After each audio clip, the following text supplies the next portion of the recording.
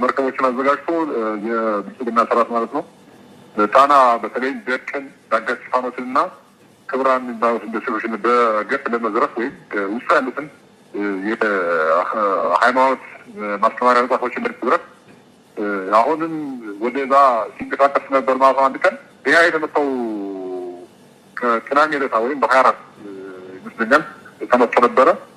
አሁን ወደ ባህር ዳር ከተመለሰ በኋላ ደግሞ በድጋሚ አሁንም በማውደምና ለመዝረፍ ወደዛ ከባድ መሳሪያዎችን እንግዲህ እየተኮሰና በተለይም ገዳሙ ላይ ከባድ ጉዳት ለማድረስ አሁንም አሳዛኝነቱና ክፉነቱን ለማሳየት እየሞከረ እንደሚገኝ ከዛው ከአካባቢ መረጃ ማለት ነው።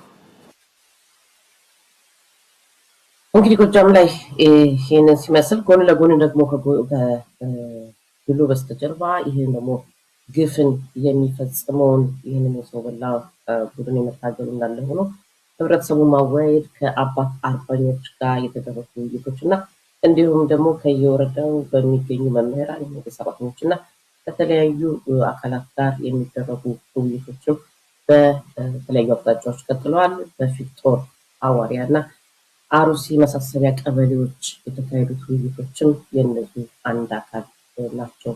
ድሮ አመራሮቹ የኢትዮ 60 ባደረሱት መረጃ ያቀረቡ በ74ኛ ክፍለ ጦር የጎንቻ ሲሶነሲ ወረዳ ጊዜያዊ መንግስት ከሰላምባ አውጃና ከደብረ ብርሃን ቀበሌዎች አመራሮች እና ለአባት አርበኞች ጦርና ነጭ ኃይሎች ስልጠና እና ውይይት መሰጠቱንም ወይም ደግሞ በውይይቱ የተለያዩ ሀሳቦች ተነስተው ከፋኖ የጸጥታው ኃይል አመራሮች በተገኙበት ውይይቱ መደረጉንም ነው በመረጃቸው የገለጹልን።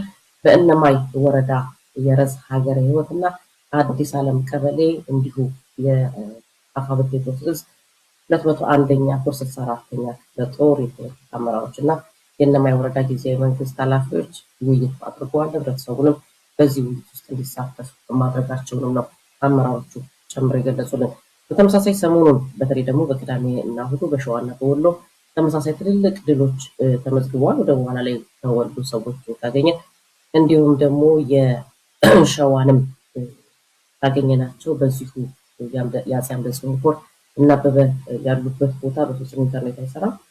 መገናኘትም ስላልቻልን ነው ስንደውል እነሱን ካገኘንም እነሱ ተጨማሪ እንዲነግሩን እናደርጋለን። ትናንትና በሬማ የአባት አርበኞች የተሳተፉበት እንዲሁም ደግሞ የፋኖ ኃይሎች በጋራ ሆነው ይህንን 101ኛ አየር ወለድ ክፍለ ጦር ነው የሚባለውን የሰው በላ ቡድን ከነባንዳው እንዲሁ ሲያራግፉት መዋላቸው ነው በመረጃቸው ያደረሱን። ትናንት የነበረው ጦርነት እስከ ምሽት ድረስ ቀጥሎ እንደነበረም ነው በመረጃቸው የጠቆሙን። አጠቃላይ መረጃው ትናንት ማምሻውን እና ዛሬ ያሉት ሁኔታዎች ምን ይመስላሉ የሚለውን ከነሱ አንደበት ስልካቸው ተሰፋሉ ከነሱ አንደበት የሚሰማ ይሆናል። በወልዲያም በተመሳሳይ መልኩ የሰው በላ ቡድን እስከነ መሳሪያዎቹ ከጥቅም ውጪ እንዲሆን በአርፒጂ ዙ 23 መሳሪያውን በማውደም ጭምር ታሪክ ሰርተናል ሲሉ ነው የምስራቅ አማራ ምኒልክ ዕዝ አመራሮች የኢትዮ 60 ባደረሱት መረጃ ያመለከቱት። የሰሜን ወሎ ዞን ዋና መቀመጫ በሆነ ወልዲያ ከተማ ዙሪያ ከጥቁር እስከ ሳንቃ ከተማ ከባድ ትንቅንቅና ተጋድሎ ተደርጎ በዚህም የዚህን የሰው በላ ቡድን ባዶ ማስቀረትና ሙትና ቁስለኛ አድርጎ መከመር ተችሏል። ትናንትና ጦርነቱ እስከ ምሽት ድረስ ከመቀጠሉ ጋር ተያይዞ ምን ያህል ሰው እንደተጎዳ ለማወቅ አልቻሉም። ዝርዝሩን እንዳገኘን እናቀርባለን ያሉት።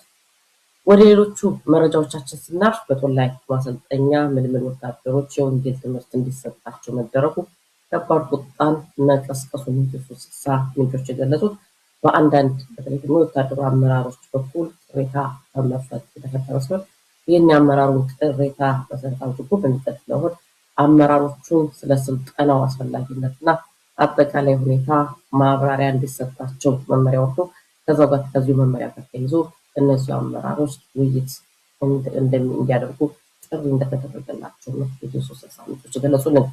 ወደ አፋር ስናልፍ ደግሞ በአፋር ክልል አባዓላና ዳሎል የሚገኙ ትግርኛ ቋንቋ መናገር የሚችሉ የአፋር ልዩ ኃይል አባላት ከአለፈው ዓርብ ዕለት ጀምሮ በተለየ መልኩ እየታፈኑ በልዩ ኃይል ካምፕ እንዲከማቹ እየተደረገ ነው። ይሄ የተደረገበት ሁኔታ ደግሞ በቅርቡ ብዛት ያላቸው የአፋር ልዩ ኃይል አባላት ወደ ኤርትራ መግባታቸው ተከትሎ መሆኑን ይገልጻሉ።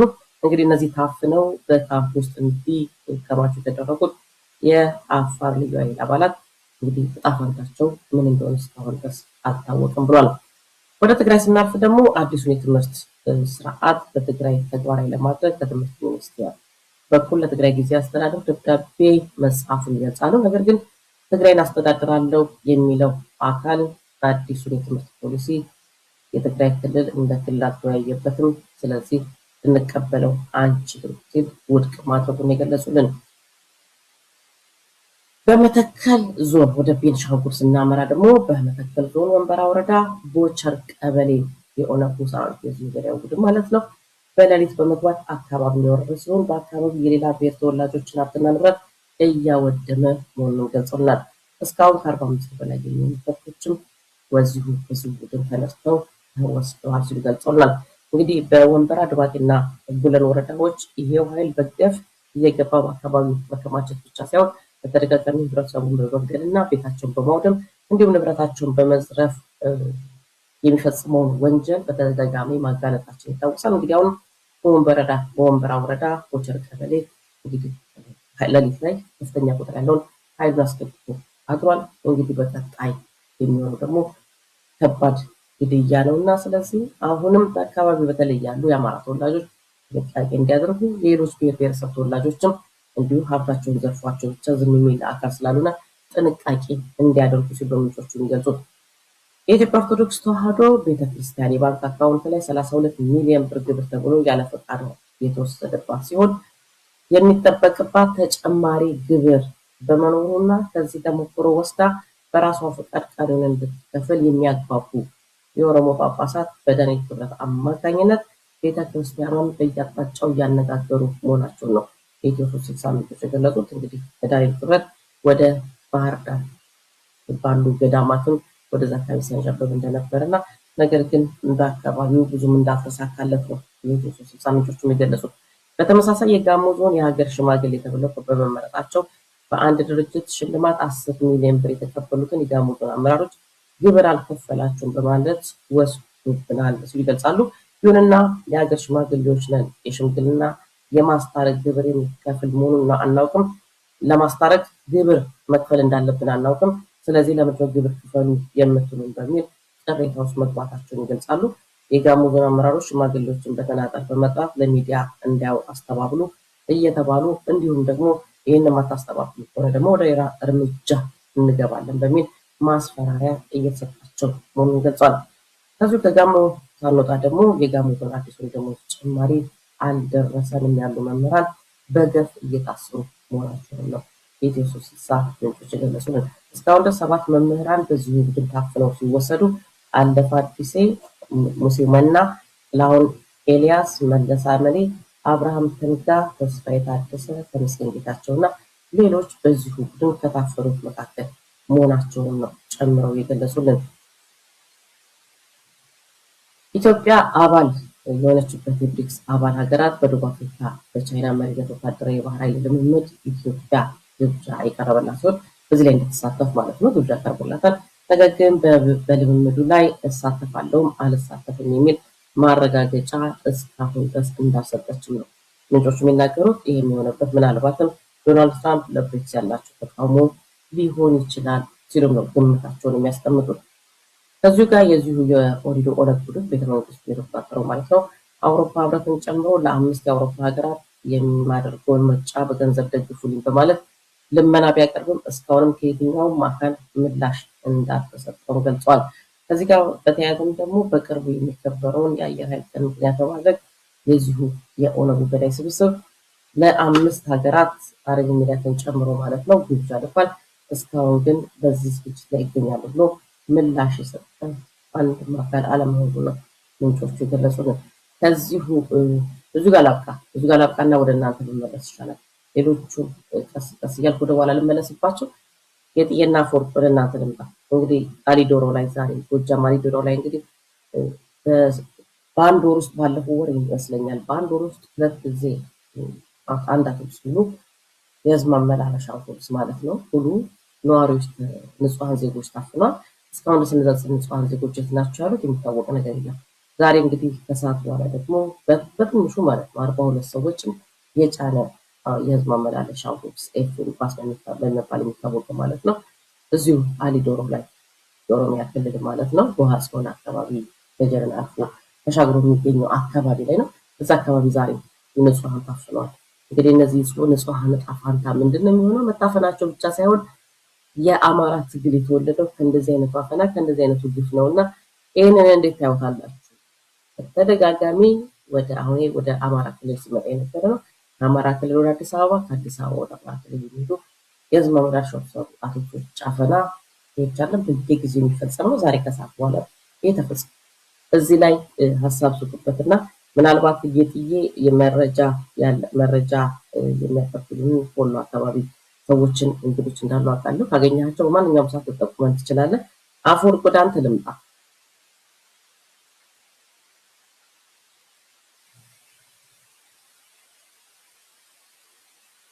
አፈወርቅ ድምጽ ይሰማል?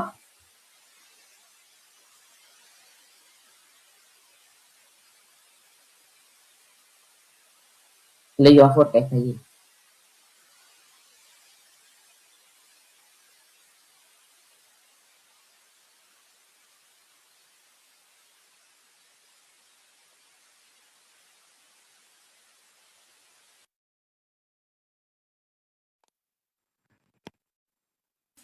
አፈወርቅ ሰማህ? አዎ ትሰማኛለሽ አንቺ። የኔ አይሰማም? አይሰማኝም ነበር። ማንኛችሁም አትሰሙኝም ነበር። ጸጥ ያለ ነው። አሁን መሰማት ጀምሬያለሁ። አሁን ትሰማኛለህ? ጥያቄን ሰምተሃል? በጣም ጥሩ። አዎ ሰምቻለሁ። በቃ ጌጤን ሰምተኛል አይደለ? በማንኛውም ሰዓት እንግዳህን ካገኘ ምልክት ሰተል ተቋርጥ ትችላለህ።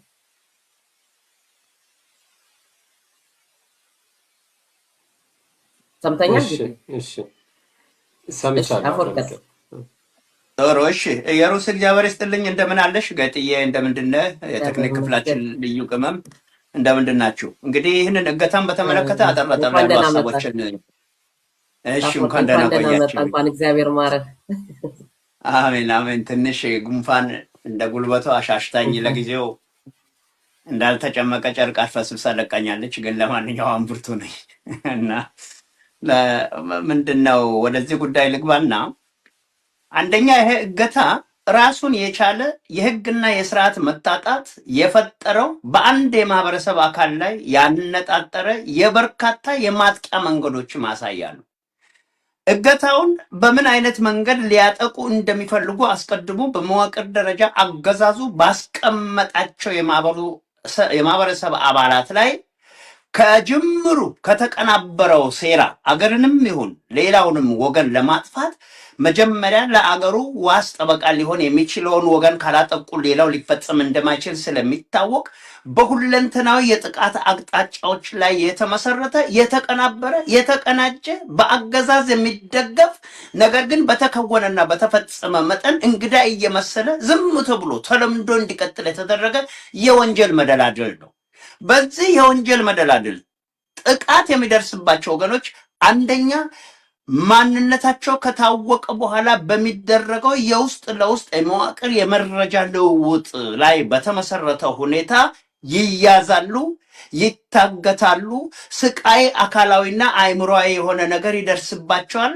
ከዛ በኋላ መካስና ለተፈጸመባቸው በደል ፈጻሚዎች በሕግ ተጠያቂ መሆን ሲገባቸው ጭርሱኑ ለአጋቾች ገንዘብ ወይም ካሳ እየተከፈለ የሚለቀቁበቱ መንገድ አንድ ኢኮኖሚ አቅማቸውን በሙሉ መሸርሸር፣ ማዳከም፣ ሁለት በተገኙባቸው ቦታዎች ወስዶ በሚያደርሱባቸው የአካልና የአእምሮ ማሰቃየት ከዛም ህይወትን እስከ መንጠቅ ድረስ በሚያደርሰው ወንጀላቸው የዛን ማህበረሰብ ቁጥር መቀነስ፣ ያ ብቻም ሳይሆን እንደ ሰው እንደ ዜጋ በአገራቸው በነፃነት እንዳይኖሩ የማድረጉን የልቦናና የህሊና ፍርሃት ማወጅ፣ ከዛ በተረፈ የተቀረውን ወገን ደግሞ በህይወት ያለው አካል ዋስትና ከማጣቱም አልፎ እነኚህ ወንጀል የሚፈጽሙ ወይም እገታውን የሚያከናውኑ አካላት በመንግስት መዋቅር ውስጥ ካሉት ጋር እየተናበቡ ማን ምን ያህል ሀብት ይኖረዋል፣ የነማን ውግንናና ዝምድና አለው ተብሎ ታስቦና ታቅዶ ሲያበቃ